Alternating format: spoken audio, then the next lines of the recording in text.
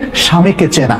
ছোট্ট একটা গল্প আছে, আজকে একটু সময় আমি বেশি নিচ্ছি যেহেতু শেষ করে দিতে চাচ্ছি।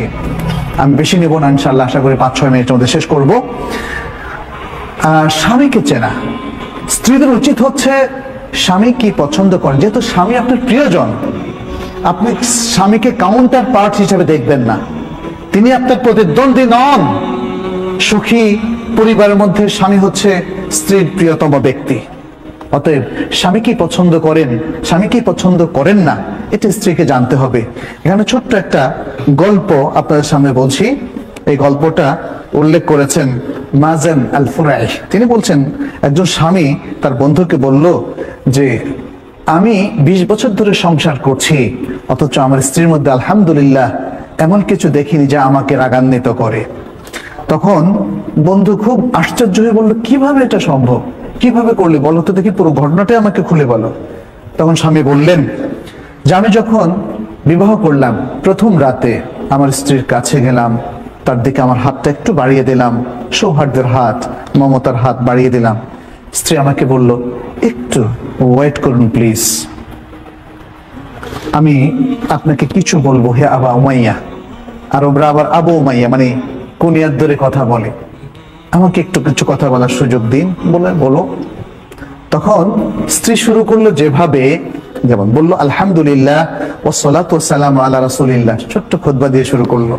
বললো আমি আপনার কাছে এমন একজন অপরিচিত মহিলা, আমাদের বিবাহ বন্ধন হয়েছে আজকে প্রথমবারের মতো আমাদের সাক্ষাৎ হচ্ছে, সুতরাং এখনো তো পরিচিতি আমাদের ফুল হয়নি। আমি জানি না আপনার কি আখলাক, আমাকে আপনি বলুন যে আপনি কি পছন্দ করেন, তাহলে সেটি আমি করব। আর আমাকে বলুন আপনি কি অপছন্দ করেন, তাহলে সেটি আমি বর্জন করব। এভাবে এতটুকু কথা বলে তিনি কি বললেন, যেটা আমরা খুতবায় বলি, আকুলু কাউলি হাদা ওয়া আস্তাগফিরুল্লাহ লি ওয়া লাক। আমি আমার এই কথাটা আপনার সামনে পেশ করলাম, আর আপনার জন্য আমার জন্য আল্লাহর কাছে আমি ইস্তেগফার করছি। সুবহানাল্লাহ। অনেকে হয়তো বলবেন, আরে এটা তো দেখি ওয়াজ করতেছে বাসর রাতে, এটা তো অস্বাভাবিক রকম লাগতেছে। বাসর রাতে আমরা শুনি অন্যরকম সোহাগে কথাবার্তা, যেটা সাহিত্যের মধ্যে, গল্পের মধ্যে, উপন্যাসের মধ্যে আমরা পড়ি। আমি এখানে আমার থেকে অ্যাড করছি। সেটা হলো, দেখেন, গল্প উপন্যাস আমাদের চিন্তা চেতনা কালচার পাল্টে দিয়েছে। এই যে মহিলা, অত্যন্ত বিদুষী মহিলা, অত্যন্ত দিনদার মহিলা, সে যে কথাটা বললেন, এটা আমাদের কাছে বলে কেমন ওয়াজ ওয়াজ কথাবার্তা, বিয়ের মধ্যে আবার এগুলো বলে নাকি? কারণ আমরা যে গল্প, সাহিত্য, যে আচার অনুষ্ঠানে অভ্যস্ত হয়েছি, এটা মানুষের তৈরি করা, সেগুলো আমাদের কালচার পরিবর্তন করে দিয়েছে। এই সুন্দর দিনদারি আমাদের থেকে একদম ছিনিয়ে নিয়ে গিয়েছে।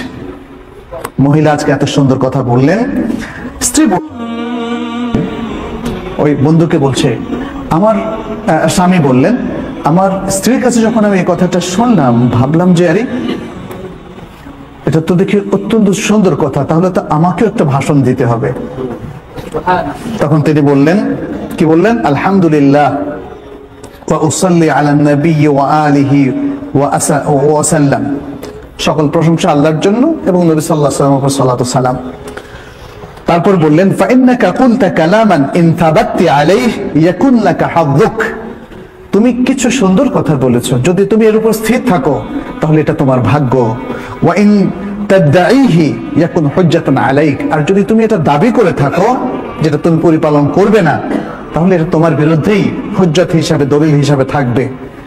তাহলে জেনে রাখো আমার এই জিনিসগুলো পছন্দ, এই জিনিসগুলো অপছন্দ। আর মনে রেখো, আমার যদি কোনো সুন্দর কিছু তুমি পাও, সুন্দর কোনো অভ্যাস, তাহলে সেটা তুমি প্রচার করো। আর যদি খারাপ কিছু দোষ তুমি খুঁজে পাও, সেটা তুমি গোপন রেখো। স্ত্রী বললেন এরপরে, আচ্ছা ঠিক আছে, এটা আমি মেনে নিলাম। আমার পরিবার পরিজন যদি আপনার সাথে দেখা করতে আসে, এটা আপনার কাছে কেমন মনে হবে, কেমন ভালোবাসবেন আপনি? বলল যে খুব বেশি জিয়ারত করুক এটা আমি চাই না, মাঝে মাঝে করতে পারে। এরপরে তিনি বললেন, স্ত্রী জিজ্ঞেস করলেন যে আপনার প্রতিবেশীদের মধ্যে আপনার ঘরে কারা কারা আসুক বলে আপনি মনে করেন এবং কাদেরকে আপনি নিষেধ করেন? তখন তিনি বললেন যে আমার প্রতিবেশীদের মধ্যে এরা খুবই সজ্জন ব্যক্তি, এরা আমাদের বাসায় আসতে পারে, আর এরা অসৎ, এরা আমাদের বাসায় আসবে না। তারপরে স্বামী তখন তার বন্ধুকে বললেন যে ওই রাতটা ছিল আমার জীবনের সেরা রাত, একটা সুন্দর রাত আমি যাপন করলাম আমার স্ত্রীর সাথে।